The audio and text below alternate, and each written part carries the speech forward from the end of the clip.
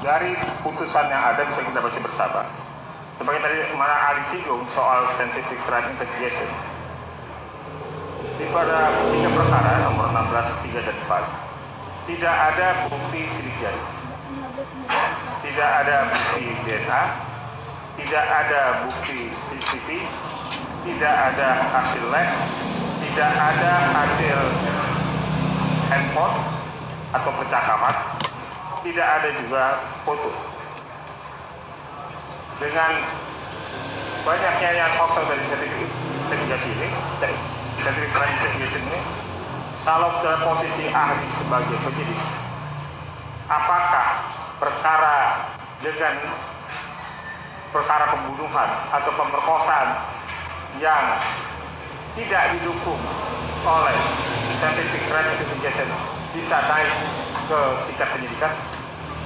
Pertanyaan ini karena sudah menohok pada kasus tidak saya jawab, tapi saya yakin ini dicatat oleh Yang Mulia. Ya, jadi biar Yang Mulia yang mencatat, yang memutuskan pada itu. Saya akan berupaya untuk tidak sampai ke to the point kasusnya. Saudara ahli, apabila dalam suatu perkara pembunuhan ada dilakukan oleh lebih dari 1 orang, ya, dilakukan oleh 10 orang, kita nggak sempurnakan sebagaimana kasus 10 orang, sementara ada 3 lainnya berstatus DPO. Pembunuhan itu kemudian dirumuskan sebagai 340 pembunuhan berencana, namun unsur perencanaan dan mens rea dilekatkan semua pada DPO. Ketika 7 tersangka diperiksa sehingga sampai dengan proses kasasi itu terbukti bersalah. Kemudian hari kepolisian menyatakan 3 DPO itu fiktif, sementara unsur perencanaan 340-nya ada pada 3 DPO termasuk mens rea yang motif. Atas hal tersebut, pendapat ahli, apakah unsur 340 yang telah menjebloskan 7 terpidana lainnya itu masih terpenuhi dengan dinyatakannya oleh polisi sendiri bahwa DPO itu fiktif?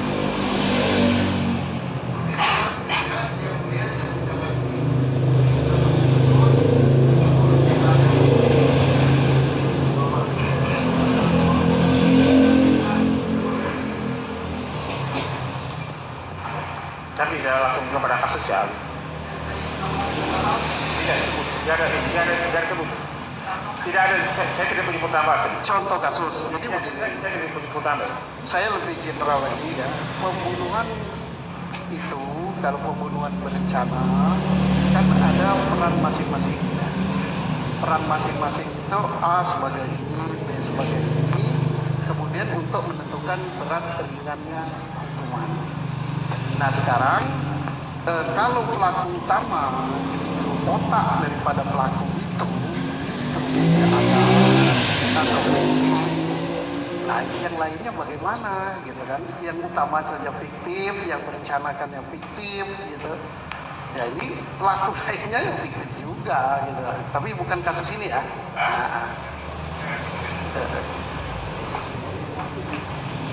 Jadi caranya bagaimana itu seperti apa maksudnya Pak? Bisa dijelaskan? Pelaku utamanya nggak ada, yang berperan membunuhnya nggak ada, yang berperan merencanakan nggak ada, ya pelaku lainnya ya nggak ada juga gitu kan. Ya. Ya.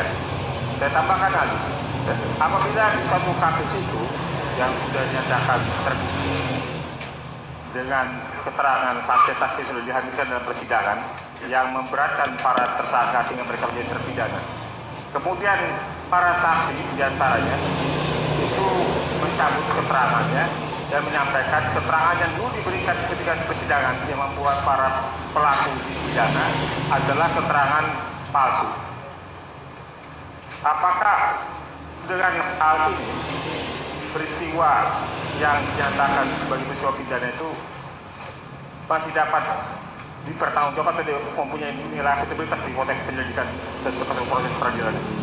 Hukum acara kita telah memberikan suatu jalan ya, satu gate gerbang. Kalau terjadi peristiwa seperti itu, bagi siapa yang merasa dirugikan, baik langsung atau melalui penasihat hukumnya, advokat dapat melakukan kalau dia sudah punya kekuatan hukum tetap, yaitu peninjauan mati. Kalau belum sampai di level itu kan ada pintu kasasi, ada pintu juga banding. Ya. Jadi apa yang disampaikan tadi, nah itu menjadi pertimbangan oleh majelis untuk apakah keberatan daripada tersangka yang tadinya sudah menjadi terpidana pada level mana itu untuk dipertimbangkan. Dan tergantung bukti yang diajukan serta dalil-dalil yang disampaikan. Ya. Oke, ahli, saya ingin tanya, saya tidak menyebut kasusnya ahli ya, Ya. supaya ahli tidak keberatan menjawab. Kalau pada suatu kasus, ya, pada suatu kasus pidana, perkara pidana pembunuhan, saya tidak menyebutkan wilayah dan nama, Ya. ya. Termasuk juga ada pemerkosaan, tetapi tidak didukung oleh bukti saintifik berupa sidik jari, berupa hasil lab, berupa DNA, berupa hasil CCTV, ya, berupa hasil percakapan di handphone, dan tidak ada juga bukti foto kamera. Apakah perkara seperti itu bisa atau layak atau memenuhi syarat untuk kemudian dinyatakan lengkap P21? Kita nilai alat bukti yang lain kan, urutannya 184 itu paling atas keterangan saksi. Ya. Apakah keterangan saksi itu simetris, sama semua? Ya. Berarti dia tidak cacat. Setelah tidak cacat, apakah keterangan saksi ini didukung atau bersesuaian dengan alat bukti yang lain? Ya. Kalau tidak bersesuaian dengan alat bukti lain, apalagi satu sama lain sudah saling bertentangan, maka keterangan saksi itu lemah sekali. Ya. Oke, masih ada pintu berikut, yaitu keterangan ahli. Ya. Nah, keterangan ahli ini terkait dengan keahlian apa dia.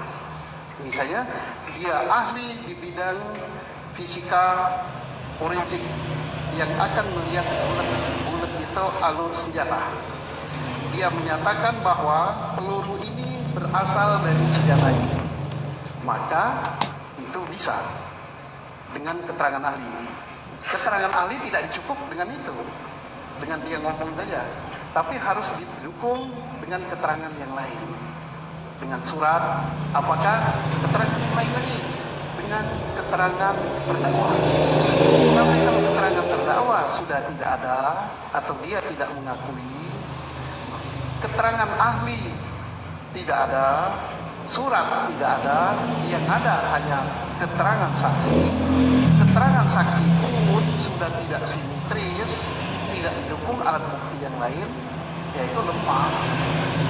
Artinya tidak layak untuk dinyatakan P21 lengkap.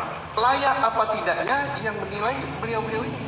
Oh. Karena yang akan bermain di lapangan beliau, yang akan menghadapi yang mulia. Beliau yakin apa tidak gitu. Terima kasih, ahli. Tambahan sedikit ahli. Sebagai mantan Kabar Reskrim, di situ kan ada berbagai unit, ada unit-unit ini, direktorat.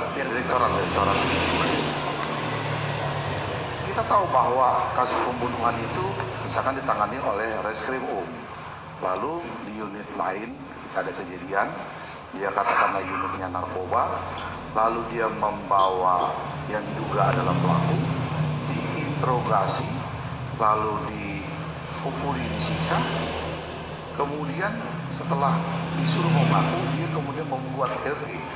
Apakah dibenarkan secara aturan kepolisian menurut Alis, mantan Kabar Reskrim?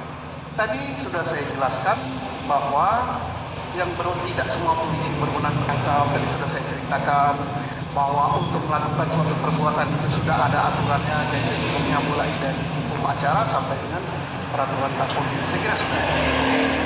Cukup, yang mulia, silakan.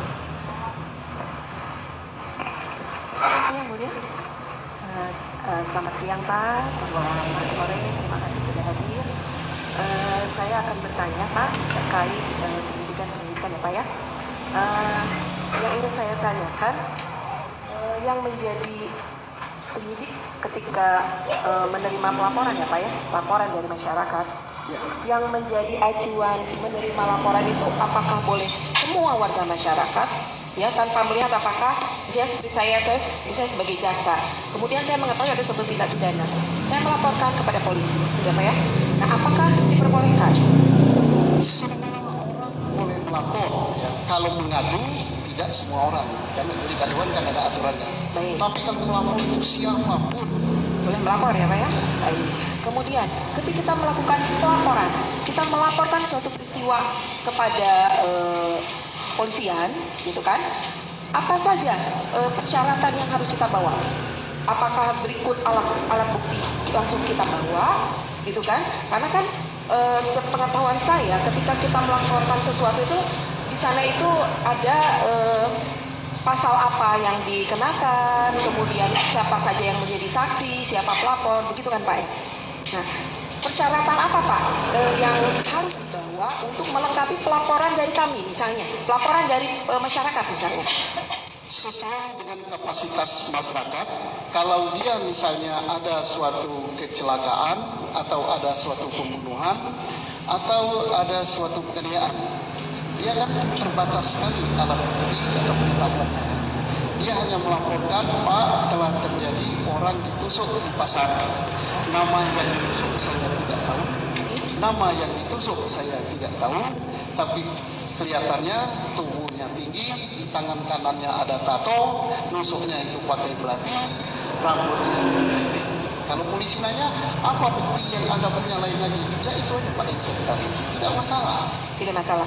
Artinya dengan alat bukti yang demikian itu bisa melapor, kemudian tadi Bapak ahli sampaikan bahwa setelah mendapat pelaporan itu kemudian dilakukan penyelidikan. Iya. Dibuat tim. Iya. Penunjukan penyidik ya Pak? Iya, untuk tindak lanjut dilakukan penyelidikan. Betul setelah terjadi peristiwa itu, selain bapak atau ibu yang melapor tadi, ada lagi apa tidak yang melihat. Kemudian di tempat itu, apa iya tercecer darah, apa iya ada belati yang jatuh, apa iya ada dompet yang tertinggal, apa iya ada HP yang tertinggal. Nah ini dikumpulkan, jadi tidak perlu yang melapor itu harus lengkap, termasuk ada aturannya tidak perlu harus berpakaian lengkap. Baik. Terima kasih Bapak. Nah, terkait pelaporan tersebut ya, ketika kita melakukan pelaporan, artinya ketika masyarakat melakukan pelaporan, kan diminta pasal-pasal yang dilaporkan oleh kita itu apa, ya Pak ya, oleh masyarakat itu apa, ahli. Nah, apakah pasal-pasalnya itu berdasarkan penyelidikan dari penyidik, kemudian apakah bisa ada penambahan pasal atau pengembangan pasal?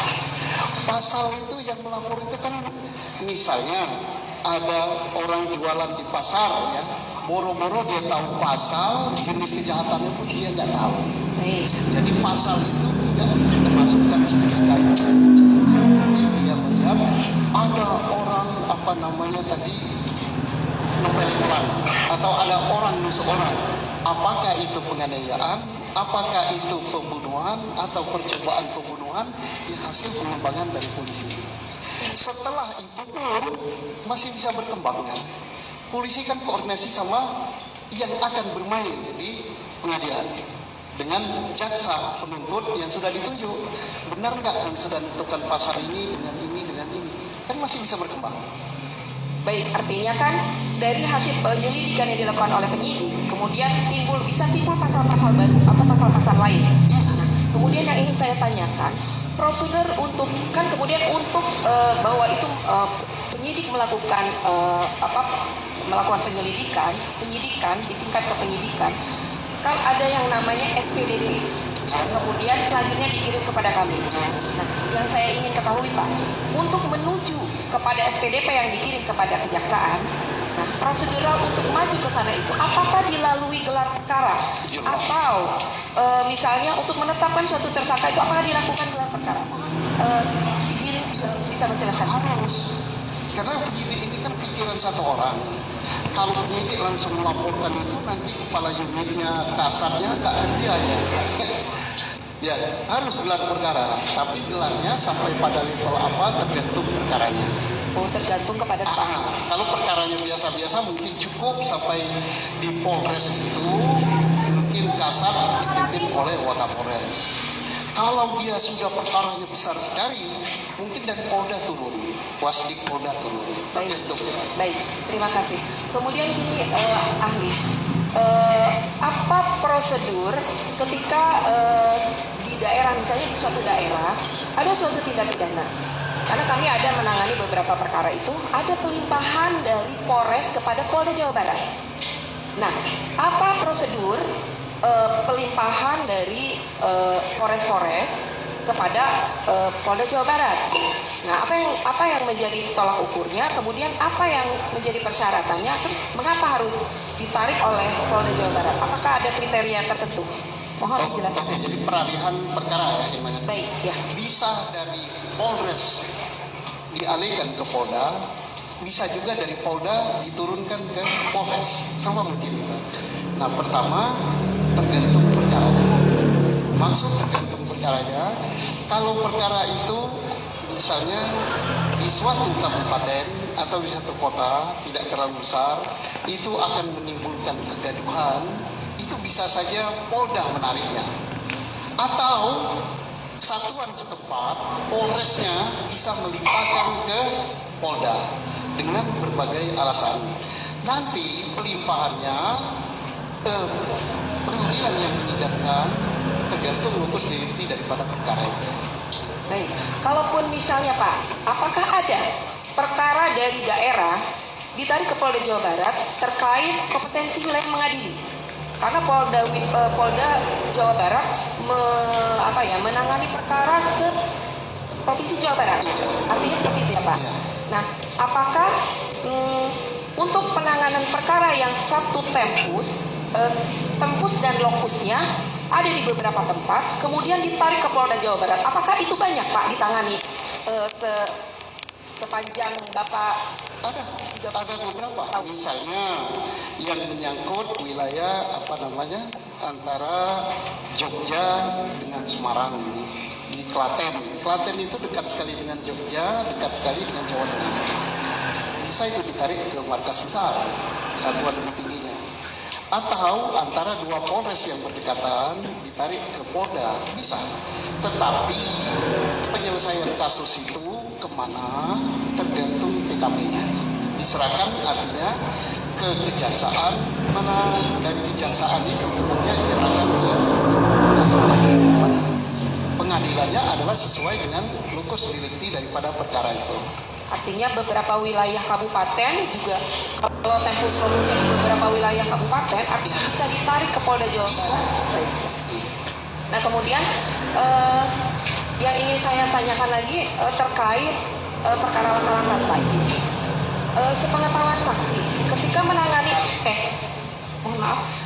sepengetahuan ahli terkait perkara laka-lantas, apabila terjadi suatu perkara laka-lantas yang pertama kali dilakukan oleh tim dari polisi laka-lantas, itu apa Pak? Apakah memfoto lokasi, kemudian memfoto korban, atau seperti apa Pak?